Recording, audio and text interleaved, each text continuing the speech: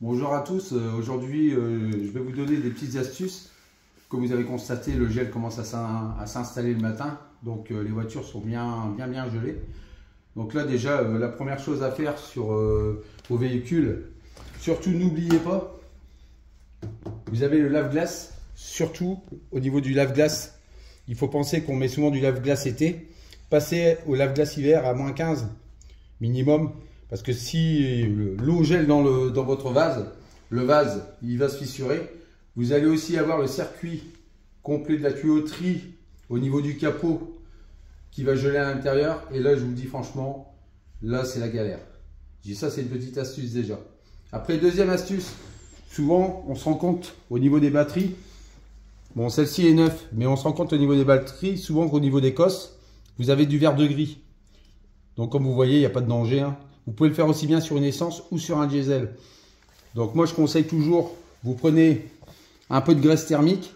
Pourquoi de la graisse thermique? Parce que dans la graisse thermique, il y a des petits composants en cuivre qui facilitent le passement de l'électricité. Et vous mettez un peu de graisse thermique sur vos cosses. Ça vous évitera toujours le vert de gris, vous verrez, c'est toujours blanc, c'est blanchi. Ça c'est une chose à savoir, ça va vous éviter de changer souvent votre batterie. Ensuite,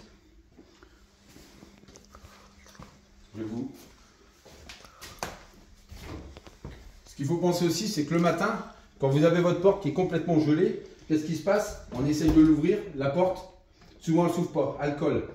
C'est dû à quoi? La condensation d'eau qui se met sur le joint. Qu'est-ce qui se passe? On peut arracher le joint. Donc là, pour ça, je conseille, bien sûr, vous prenez de la vaseline et vous en mettez aux extrémités du joint de porte.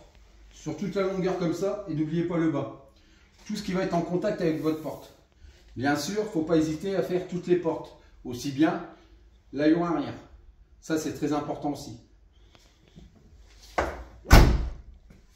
Et dernier détail, surtout le matin, j'ai déjà eu pas mal de collègues qui ont eu le tour.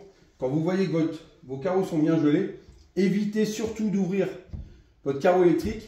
Pourquoi? Parce que s'il y a du gel qui se met avec la condensation au niveau du joint là, le carreau il va être collé et là vous allez griller le moteur de la vitre électrique qui remonte, qui se trouve dans la portière. Donc surtout faites attention à ça, évitez de les ouvrir.